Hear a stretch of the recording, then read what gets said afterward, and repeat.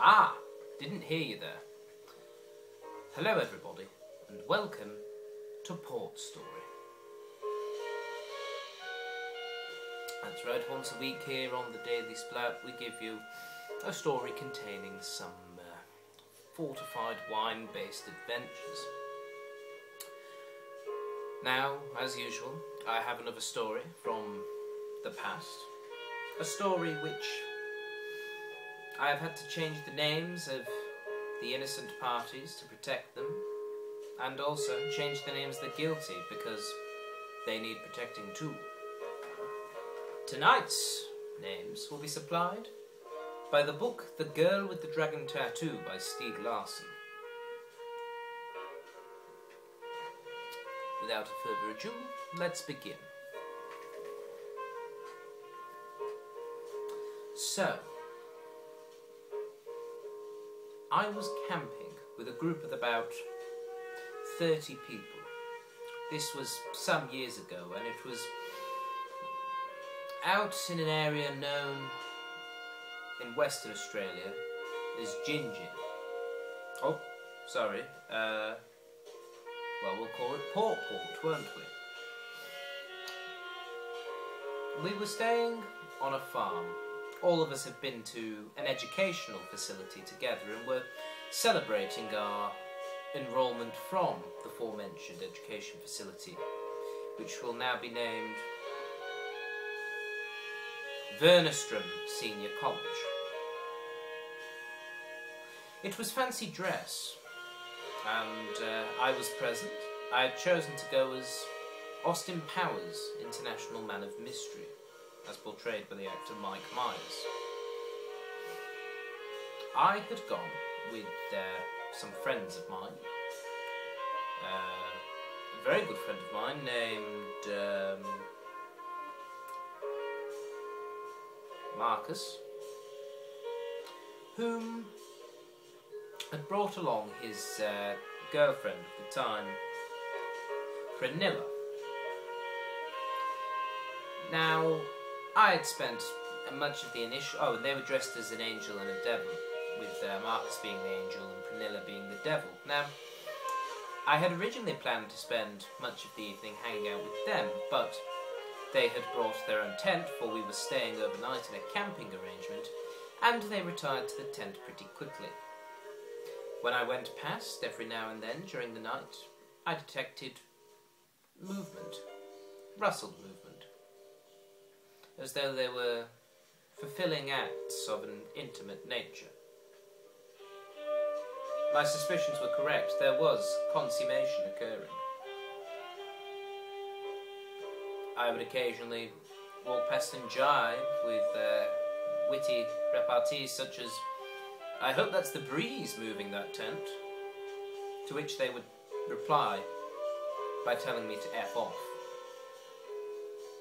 I think my favourite was when it came to mealtime, and I went to the tent and I shouted into it, "Would you like to join the rest of us for food, or have you eaten out already?"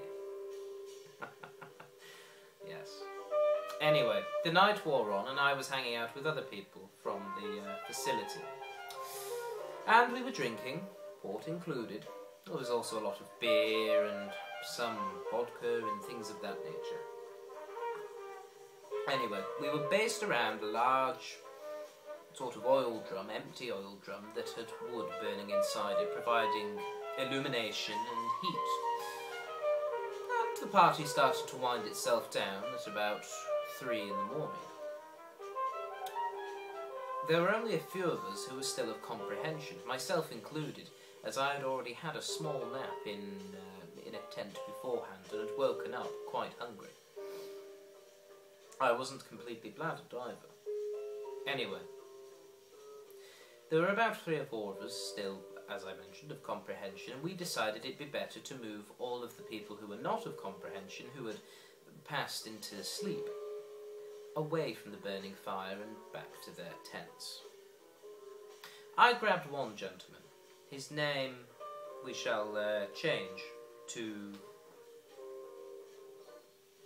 Salander. Now Salander was absolutely laddered. I had to put one of his arms over my shoulder and sort of half walk, half drag him away from the fire, because he was incapable of bipedal locomotion, unassisted. I turned to Salander and I said, "Which tent is yours?" And he went, "Wow!" which I took to mean blue. Unfortunately for me, there were 4 blue tents amongst the 16 or so that I remember.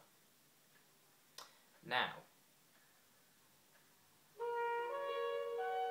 I was faced with a dilemma. Which tent was Salander's? I tried to get him to identify which one it was, but he would not stir. He had fallen asleep upright, leaning against me. So I did the best thing I could. I took an educated guess, that guess being the nearest one. I unzipped the tent, bent Salander over, and he crawled his way in and collapsed. I didn't see it, for it was too dark to see inside the tent. But I thought, he's in a tent. It might well be his. That'll do me. I returned to the fire, where I basked in the glow for a short while before I too retired properly for the night. 6 hours later, it was 9 in the morning, and I awoke. I was informed by another party-goer that breakfast was being served up at the farmhouse, for it was a farm we were staying on. There was sausages and bacon and lots of flies. We weren't eating the flies, they were just hanging around. Anyway, whilst I was eating my very delicious breakfast, I overheard a conversation from 2 of my compatriots, Carol and Callie. Carol said, "Did you hear what happened to Salander last night?" Oh no, sorry, it wasn't Salander. She said, "Did you hear what happened to Eric last night?" And Callie said, No, what happened?" She said, "Well, as you know, Eric was sleeping in his tent with his girlfriend, Sunita. And they had,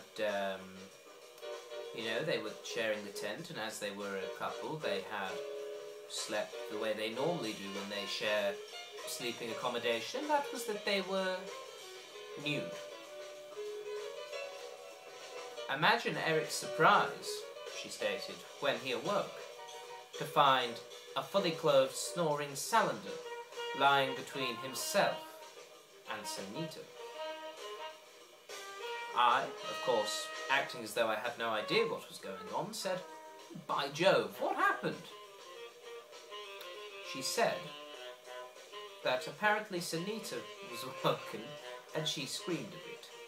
Salander was thrown out of the tent, with Eric and Sunita leaving very quickly, getting dressed and driving off. I questioned what happened to Salander. He too had left early.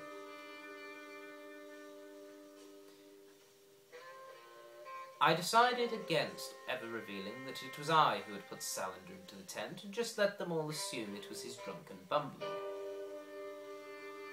That worked quite well until, approximately 6 months later, Salander confronted me in a shop and said, "Why did you put me in Eric's tent?" And I said, "I have no idea what you're talking about."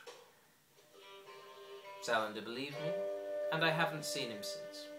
We weren't that close anyway, but there you go.